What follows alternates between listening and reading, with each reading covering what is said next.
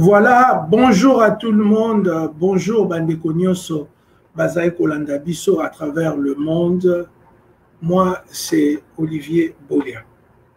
Premièrement, Nalingi n'a profité pour na kosenga bolimbisi, ndenge bomonaki, bolingo, tozaki nango pour na toleka, boyoka biso, boyoka message, o tozanango pour na mokolo, il y a le 30 juin 2020.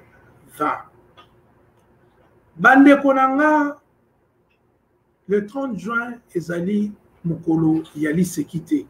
Le 30 juin, ezali mokolo te, yako profiter pour na kofinga bato. Toko boakela bambwakela na adversaire politique na yo, toko loba makamu ya lokuta, oyo peuple lelo ayebi esika nini vérité efandi. Le 30 juin, bandeko nanga, ezali mokolo yo to commémoraka bato bakufa, bato batek bapesa molimo na bango, bato yo basala ke lelo yo na ngai to se retrouver na mboko yo ya Congo comme des citoyens libres. Ezali mokolo te oyo ya kokomisa ngo mokolo ya kofinga bato. Ezali mokolo te ya kokomisa ngo mokolo ya kokosa peuple. Mais ezali mokolo oyo esengeli tokanisa histoire na biso na busolo. Ndenge batu balobi te, histoire ezali science to mayele oyo et permetaka totanga le passé afin de mieux comprendre le présent. Lelo ezali mokolo totalaka parcours na biso. Banda période antiquité, préhistorique, koleka na arrivé à bakolon, ko passé na indépendance, pe o nyonso to sali pona mboka na biso. Lelo ezali mokolo to kanisaka na mai na miso, courage bakoko na biso bazwaki. Koleka na Kipa Vita, Simon Kimbangu, koleka na révolte ya batetela, koleka na baroyo to bampire nyonso oyo ezali na kati ya mboka na biso, koleka na liwa ya Bakanja, koleka pe na bandeko nyonso baperdaki molimo na bango autour ya marché oya caoutchouc. Bandeko bakataka bango maboko oyo baboma bango oyo ba déplaça bango bakeno kotonga ba chemin de fer ya Matadi ti na Lubumbashi. Ce jour-là yango nde tokanisaka bango. Ezali le jour te ya kosala o babengi en anglais ba grand standing toko matisa mapeka. Ezali mokolo te ya ko profiter pona kobanda kofinga ba combattant, kofinga batu bisika nyonso. Ezali mokolo te ya ko profiter lokola batieli o micro liboso o banda ko détourner histoire ko bebisa yango pe ko komisa yango eloko oyo ezali te. Le 30 juin ezali mokolo to kanisaka parcours na biso. Nalandi lelo ndeko président Félix Tshisekedi na tie maboko na moto pe na leli. Pona ye komona ke immaturité na ye oyo bazoloba na ye esili nanu te. Nalandi président Félix na ye komona vi wana ya kobuba ya kokosa ba congolais, ya koloba bosolo te, ya koflate lokola tomoni érection ya Joseph Kasavubu na nini na échelon ya héros national. Est-ce que moto a triché na élection, moto a zui esika ya Martin Fayulu? Est-ce que moto a bongo a sengeli na kotombola Kasavubu o ayebanaki le père de la bonne gestion ya mboka na biso. C'est pourquoi naza komituna président Félix Tshisekedi, pourquoi akotika babitude na ye ya mabete? Félix Tshisekedi croit que nako flatter okozwa nyonso. Félix Tshisekedi azokanisa ke kofuka mela Kabila e kopesa yo nyonso. Félix Tshisekedi azokanisa ke peuple congolais aza sans maturité, ayebi histoire ya Congo te. Félix Tshisekedi akanisi ke soki alobi lokuta lokola batieli RTNC, lokola batieli ba chaîne, ba site internet, nde peuple congolais akondima ye. Bandeko na ngai, yango lelo to ekoloba po boyeba bosolo sur indépendance na biso, sur le combat de Patrice Emery Lumumba, sur le combat de Joseph Kasavubu, combat ya Jean Bolikango, ya Paul Bolia, ya Albert Kalonji, ya Cléophas Kamitatu, ya Esanja, ya Anissé Kashamura, ya ba père nyonso ya indépendance. Oyo moko na moko ba contribuaki pote tokoka kolongwa na boumbu ya ba Belge. Mais président Félix Tshisekedi a ebi wana te parce que bango bazalaki na ngambo mosusu ya histoire. Bango bazali oyo babengaka Patrice Emery Lumumba crapaud. Bango bazali ba oyo basanganaka pona kokota na lingomba ya ba oyo babengi groupe ya Mbinza oyo eterrorisaka mboka na biso. Ils veulent toujours changer l'histoire. Ils veulent toujours que tout l'obate. Ils veulent toujours de continuer à manipuler la population na biso na bosolote. Mais la vérité est yaka toujours. Histoire ya mboka na biso. Histoire ya ba oyo ba telema. Lokola sainte anuarité. Nenga peta. Lokola bandeko na biso o ba pesaka bomoi na bango pona ekolo le 2 juin 1966 parce que aujourd'hui on veut parler de tout sauf de nos héros, on veut parler de tout sauf d'Evariste Kimba. Pona nini Félix Tshisekedi Otomboli Evariste Kimbate comme héros national. Ye oyo ba tobola kamisu. Ye oyo ba pendre ye na miso abato. Le peuple congolais veut s'émanciper. Le peuple congolais a besoin de la vérité. Le peuple congolais a besoin de construire histoire moko ezali basée sur la vérité. Toute la vérité et rien que la vérité. Le lot de Félix Tshisekedi. Alobi que coronavirus et la qui cité biloko nyonso toliaka euta repa ya bapaya. Que ye amorçaki programme moko agricole to alimentaire pour makambu ya coronavirus. Boni komona peuple congolais lokola Zobaboui. Na 17 mois de pouvoir, ndeko Félix Tshisekedi. Otongeli biso bandaku ya mabaya, bandaku basomba. Opesi misala na ba turc, na ba chinois. Olie toka mata misolo wana. Toka matato pesa bana na biso toloba yo yala biso zero yo kuna yela biso mai yo kuna memela biso ba brique yo kuna tongela biso ba plafond. Vous avez pris cet argent, vous êtes allé donner ça yo lobi que au comprendre que il faut biso mokoto se prendre en charge la matière agricole. Or en réalité, yonde ozali kobimisa mbongo et qui n'est pas ya bapaya. Félix Tshisekedi, tika kokosa ba Congolais. Tika koloba le peuple d'abord. Tika kokosa batu na ba slogan oyo ezanga makolo na mutu.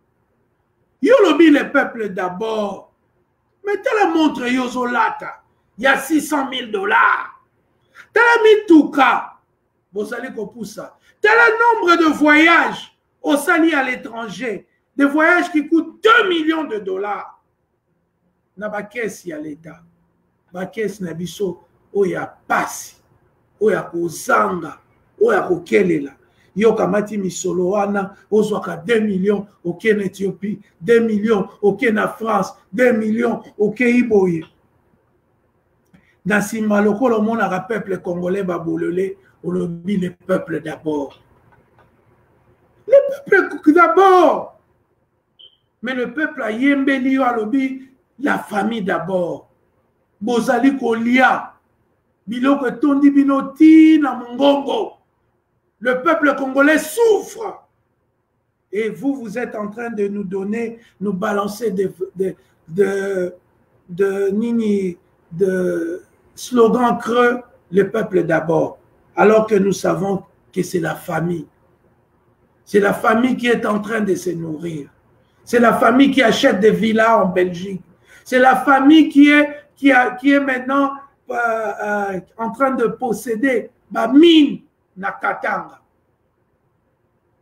Yangwana olobi ke yo fuyaka na le passé te parce que lelo yo na Kabila famille na yo na famille ya Kabila bokomi ba propriétaire Kabila lopangwawa ya yo na baleki na yo lopango kotoyo. Ça ce n'est pas le peuple d'abord. Sokozaki muta le peuple d'abord. Mais pour la nini ko sala ba voyage o ezoko benda qu'est-ce y a l'état mbongo nyos. Si c'était réellement le peuple d'abord, pourquoi bambongo ana oya ba voyage inutile memeli Congo ata un likutate? Pourquoi mbongo ana totiango te pona makambo esengeli ya kobongisa ba infrastructure na mboka? Félix Tshisekedi, ce n'est pas le peuple d'abord, c'est la famille d'abord. C'est l'enrichissement illicite d'abord.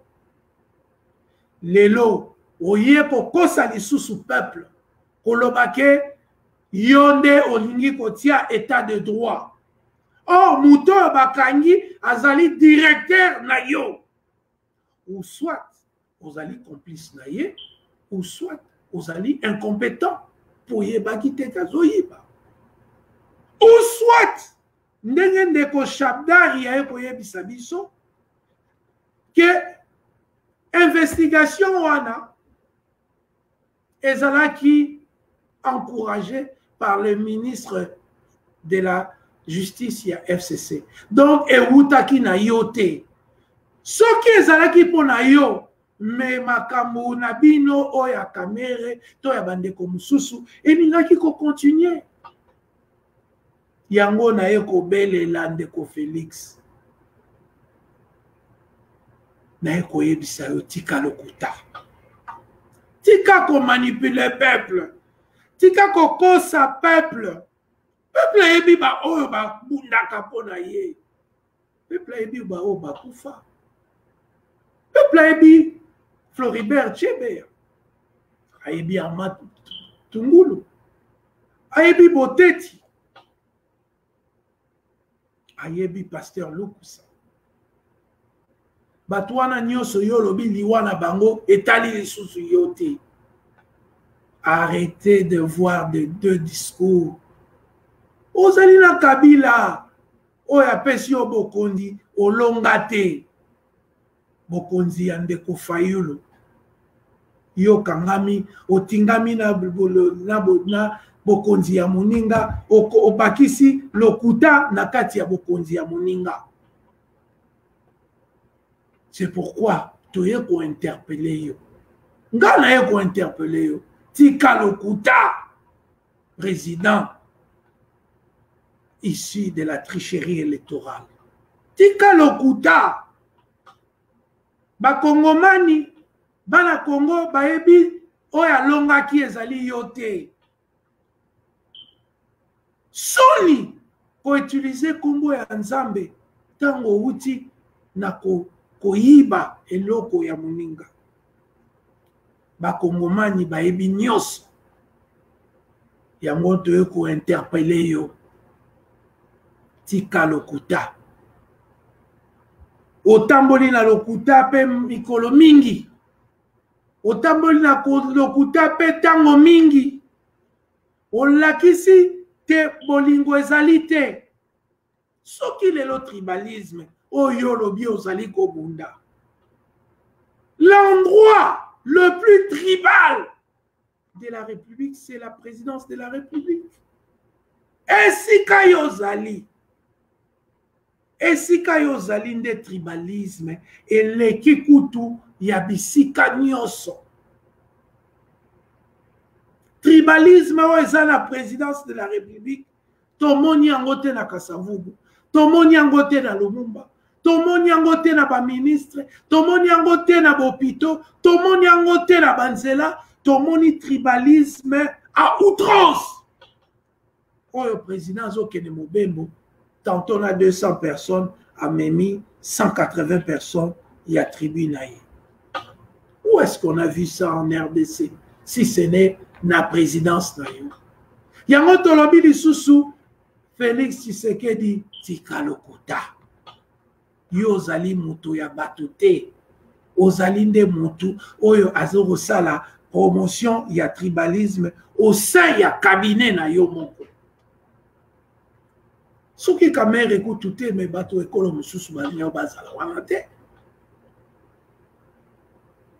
nous voulons Mboka échanger. Et c'est triste quand j'écoute discours na yo, na bande comme sous. Bozo sala ba plaja. Il y a ba discours, il y a Mobutu. Oh, le Congo sera indivisible. Oh, boy. Mobutu asi alobakango. Bino boteleme la kaye.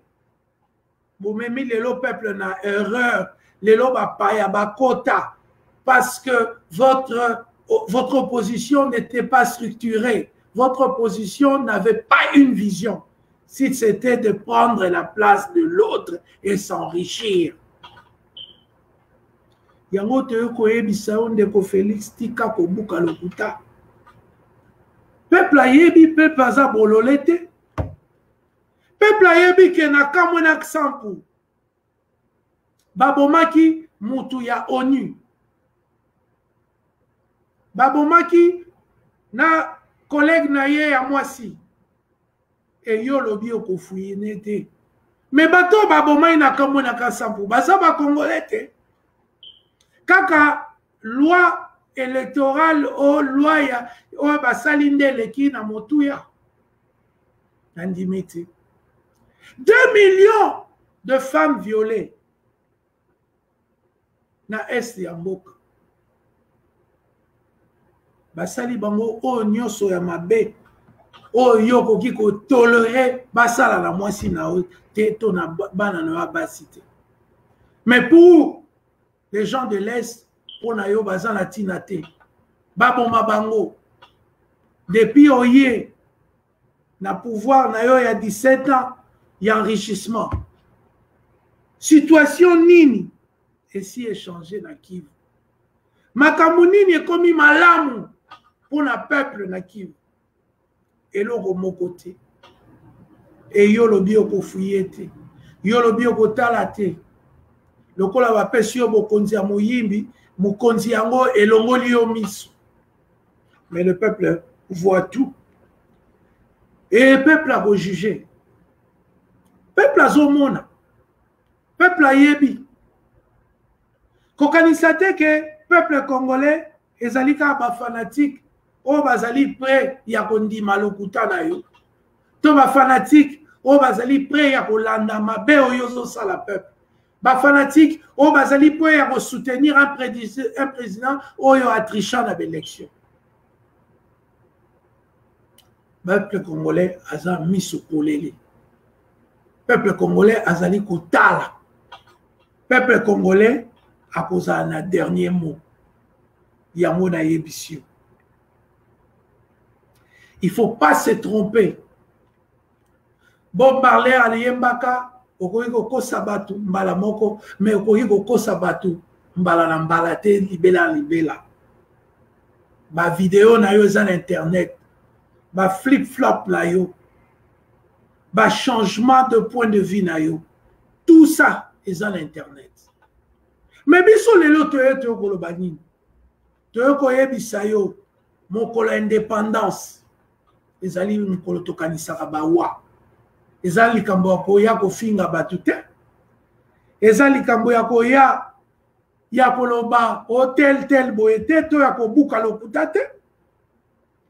Lelo ezali mokolo tokanisaka bao ya biso. Ba oyo ba telemaki ngwi na moralité na bango. Ba oyo ba participa na liwa ya Pentecôte te. Ba oyo vi na bango ata silipi, ata coussin, ata pantalon, ata chemise, ata mutuka, ata mbeto kolala, il faut euta kaka na mbongo ya leta. Mokolo nini bana na biso pe bakolia lokola bino boliaka kaka na mbongo ya leta depuis 1960. Mokolo nini bokosala bilanga. Mokolo nini bokobongisa enseignement, paiement ya ba professeur. Mokolo nini bokosala te ba pauvre bakoma muke, ba riche bakoma ebele. Mokolo nini bokotika kokosa peuple wa. Mokolo nini bokotika ko chosifie bango, kokomisa bango lokola ba malanda ngombe. Balandaka bino, bino boliaka.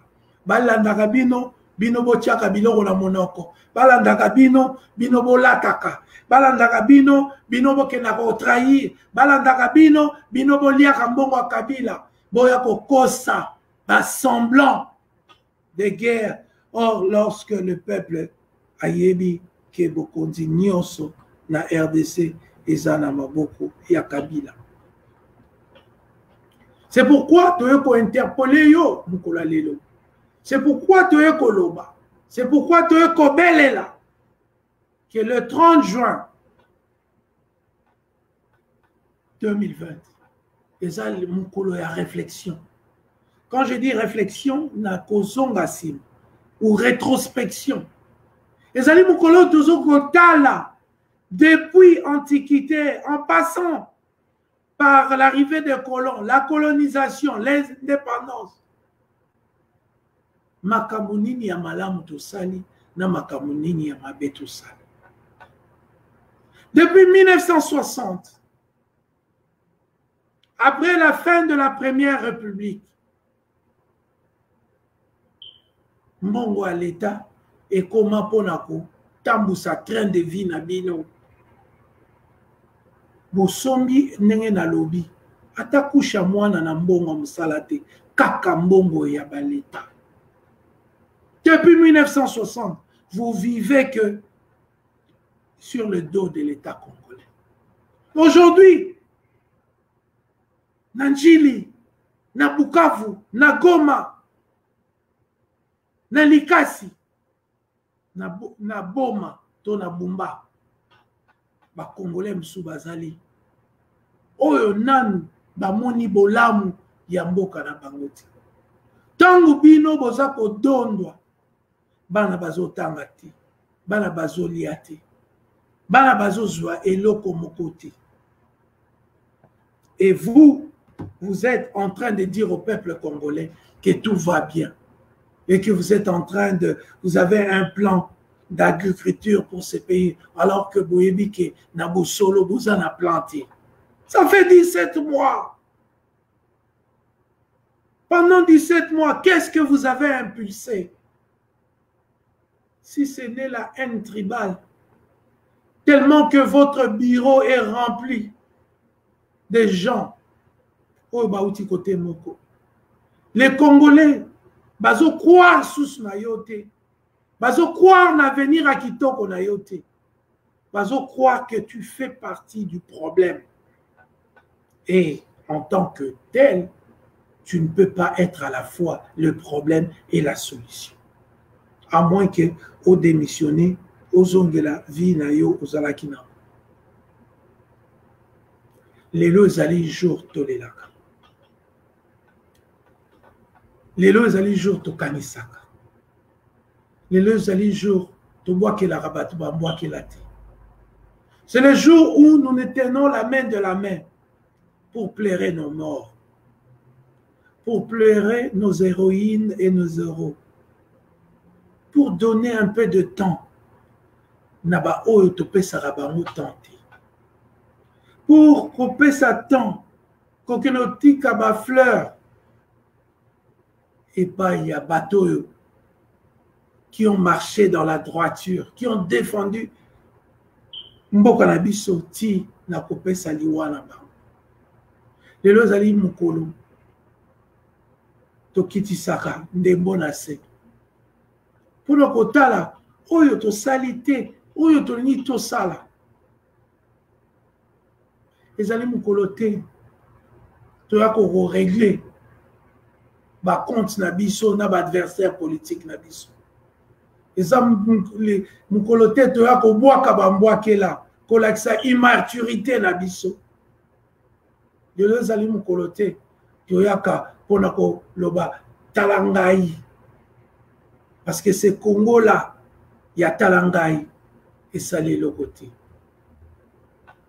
Aujourd'hui, Mobutu est parti.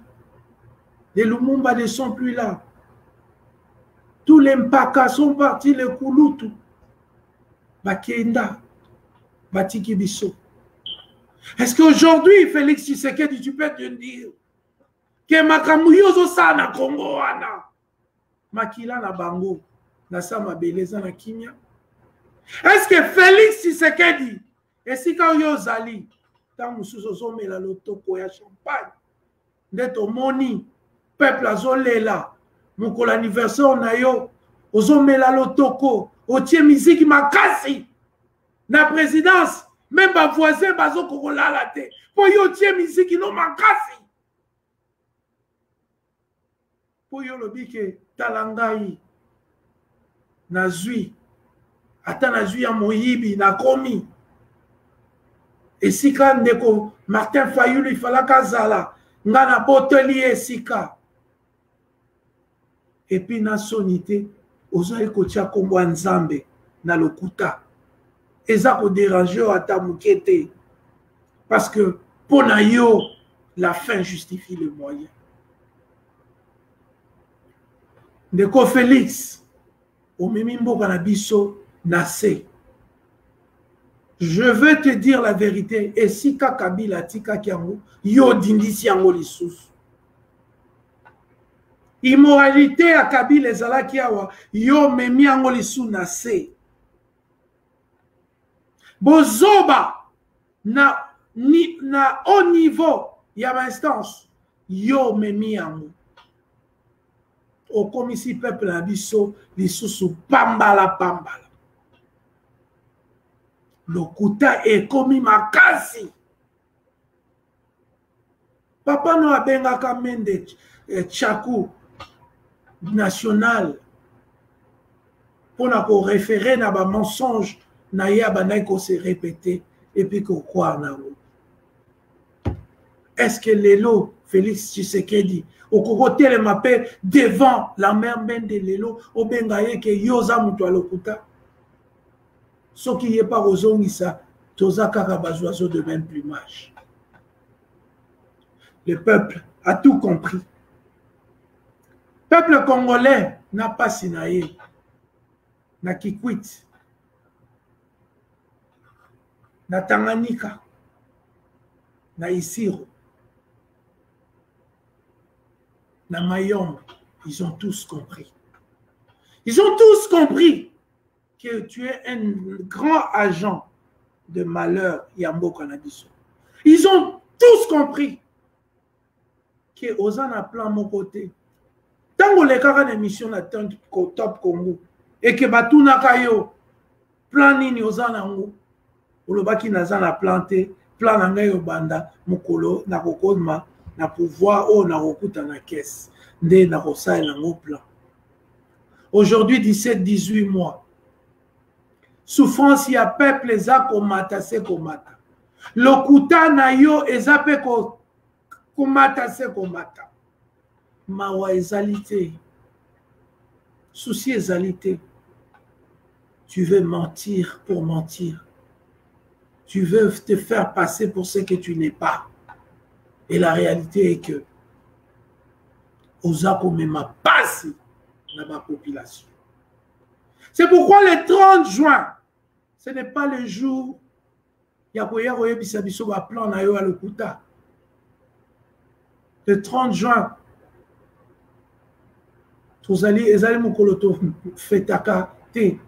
tu célébreras la méditation. Parce que 60 ans. Dans 60 ans là, nous avons eu 37 ans de l'UDPS. Aujourd'hui, où en sommes-nous avec ces 37 ans? 37 ans et capituler la Kabila pour la Biloro Rolia, pour la Ndako, pour la Sapato, pour la chemise. Vous avez capitulé, vous avez vendu la République pour son Bassenglais à Sika. Félix Tshisekedi. Vous avez vendu les pays pour la chaussette, pour la sandale, pour l'ia manga côté là, pour des biens matériels. Alors que le père de l'indépendance, Oyo yo, ozoko komata la chevité. Oyo koki kotombolata. Nenge balobako kangata la sete. Poyo uti na vie à mabe. Aujourd'hui, c'est père de l'indépendance.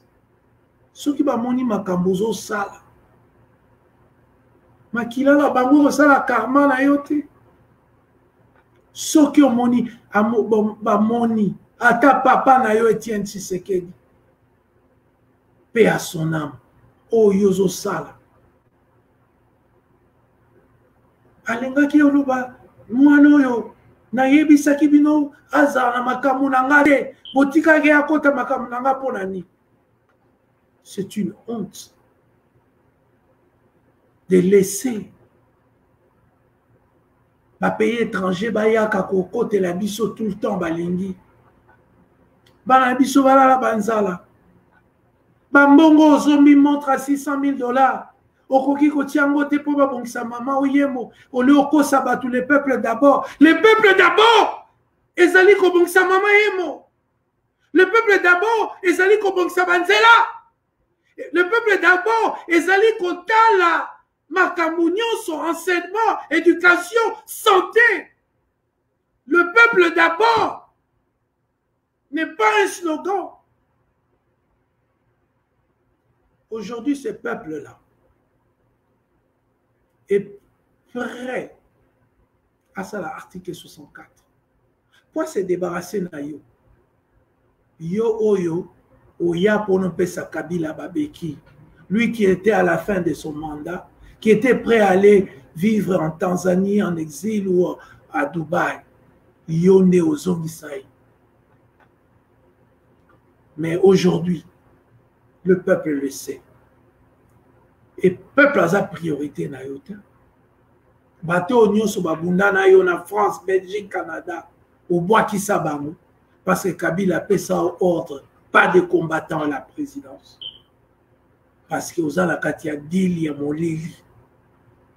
C'est pourquoi na sengi na ba peuple congolais. Aujourd'hui, c'est le 30 juin. Ezali Mukolo, Mboka Labiso et Botamaki sur le plan moderne. Nous avons commis beaucoup d'erreurs. Nous avons donné l'importance aux personnes qui ne méritent même pas. Totomboli batu ya mabe. Tokotisi libanga na politique. Tokotisi miyibi na politique. Tokotisi batribaliste na politique. Tokotisi batu ya lokuta na la politique.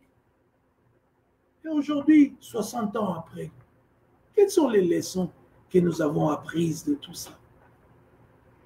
Est-ce que tu vas continuer toujours kosala mabe, kotika mabe, parce que le mal domine là où le bien ne fait rien. Tant que nous allons soutenir les personnes qui représentent les mal, ezalinde bisonde tokoza ba victime. Peuple congolais, 60 ans après, regardez les pays avec lesquels Tozaki na niveau moko na 1960, le Canada, le Singapour, la Corée du Sud, Tale Sikabako. Peuple congolais, les 60 ans après, est-ce que Togoti Kakaka Moutoyer a lobby discours moko plein de plagiats, de mensonges, de tout, Toyoki Tobeti Maboko. Peuple congolais, 60 ans après.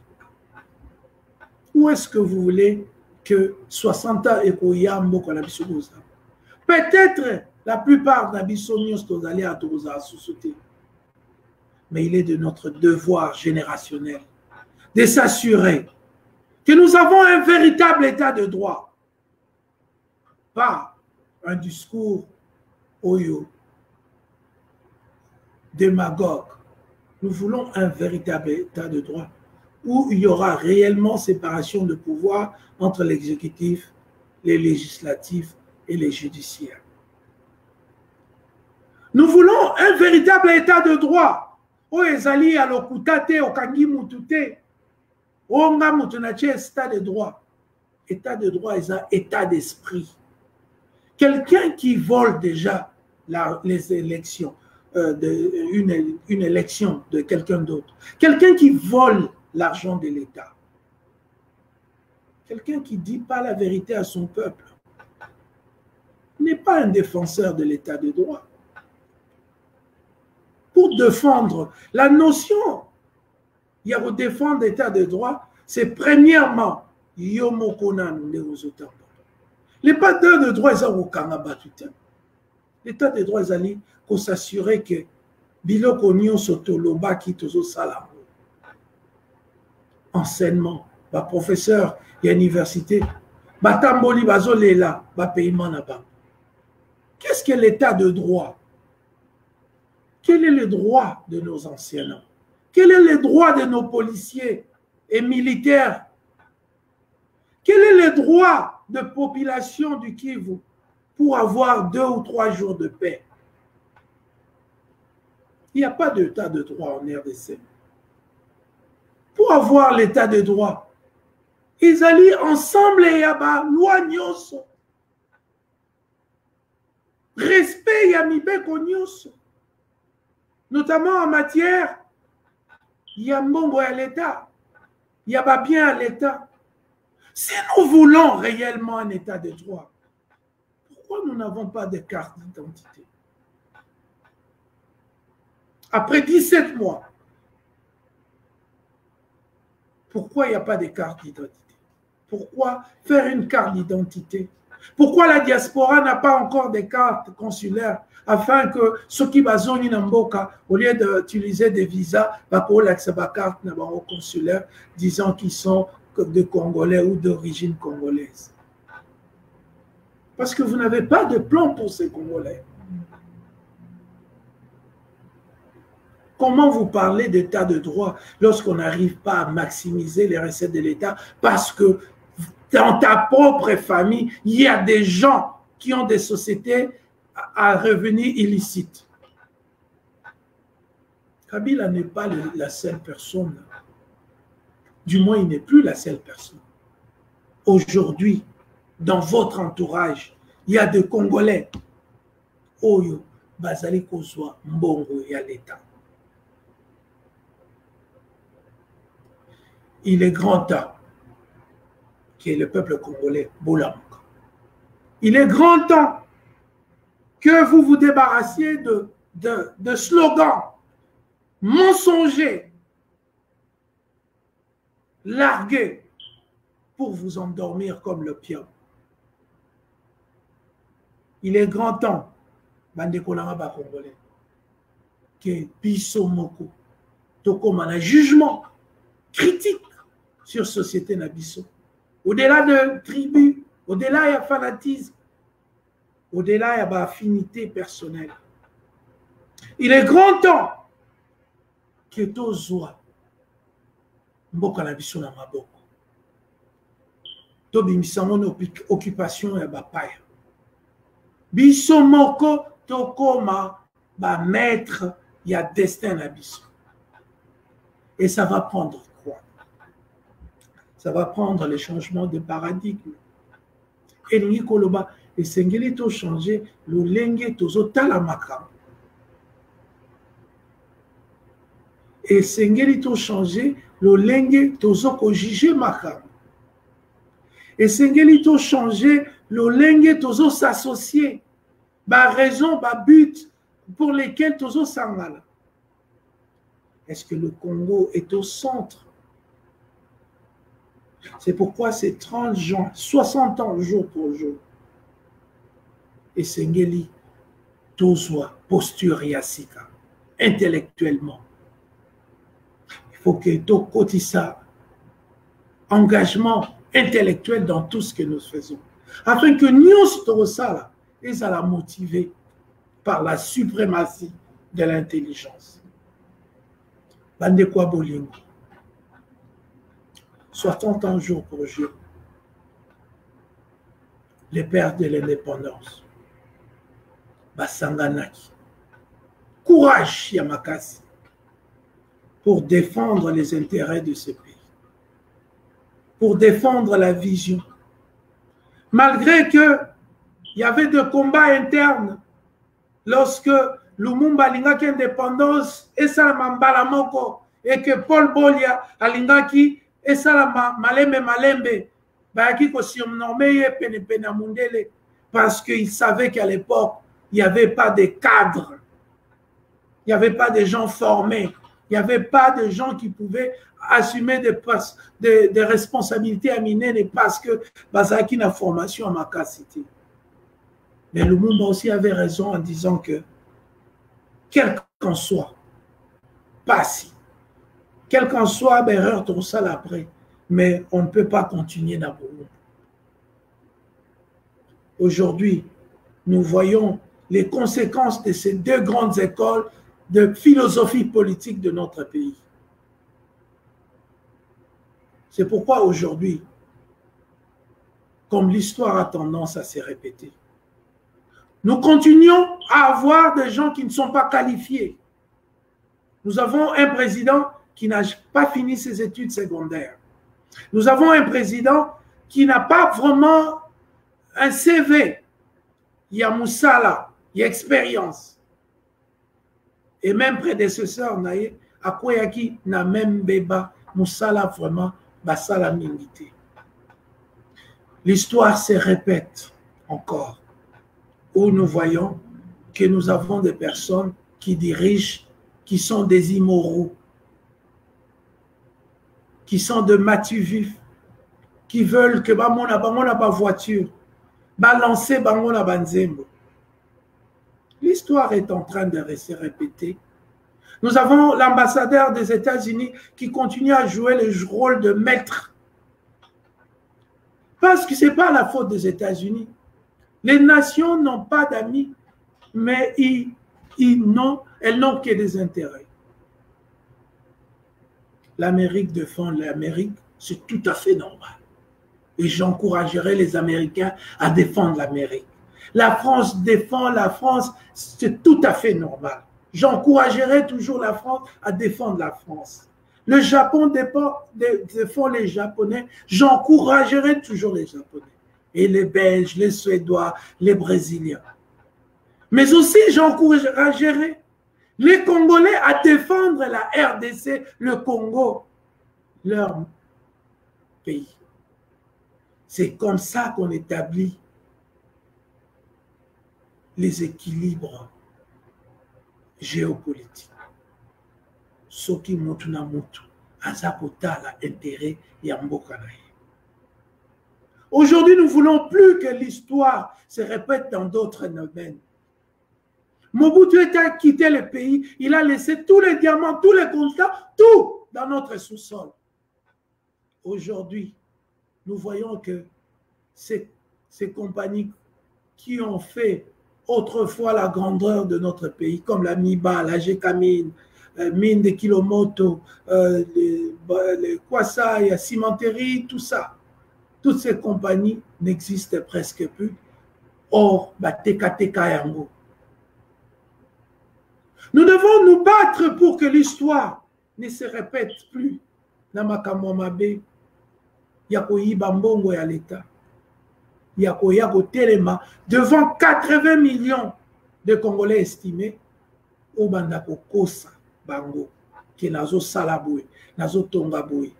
Or tant moni mbongo ye bozui ba mbongo nyonso bo exportant na Turquie na Chine pona kotonga bandako ya ba plastique ya mabaya oyo na ba intempérie ya Congo ezo risquer panzana nango. Nous ne pouvons plus répéter les erreurs. C'est pourquoi aujourd'hui mon message à tous les Congolais de tous bords, du nord, du sud, de l'est, de l'ouest. Je sais que parfois nous sommes incompris parce que les gens défendent tellement avec force le leader là-bas. Mais nous n'avons pas de leader si ce n'est de la RDC. Nous n'avons pas d'autre chose à défendre si ce n'est la justice.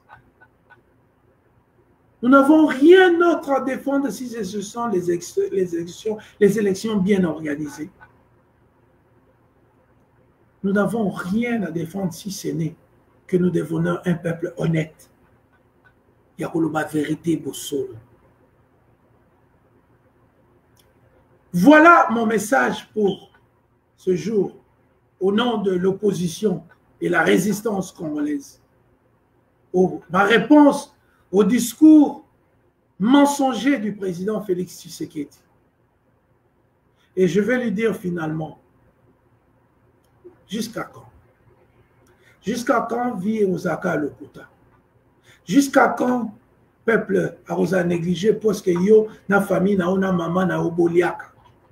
Jusqu'à quand vous allez dire le peuple d'abord, or plutôt ce que nous voyons, c'est la famille qui profite.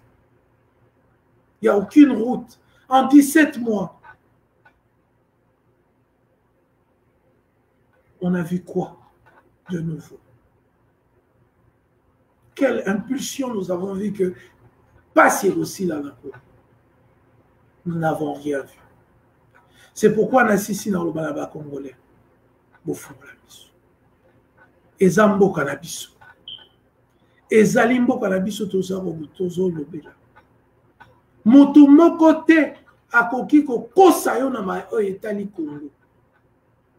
Nous devons nous battre ensemble, en unité, pour tobliongola mboka oyo. Na maboko ya incompétence, il y a immaturité, il y a absence de vision, il y a lokuta, il y a konyoko la batu, il y a tribalisme, pour que demain nos enfants disent que cette génération a fait le même travail que le monde a fait, a fait le même travail que Estange a fait, a fait le même travail que Paul Bolé a fait le même travail que Albert Kalonji a fait le même travail que Moïse Tshombe a fait le même travail que Cléophas Kamitato a fait le travail nécessaire. Cette génération a combattu le combat de sa génération. Je vous remercie et que Dieu bénisse la RDC. Merci.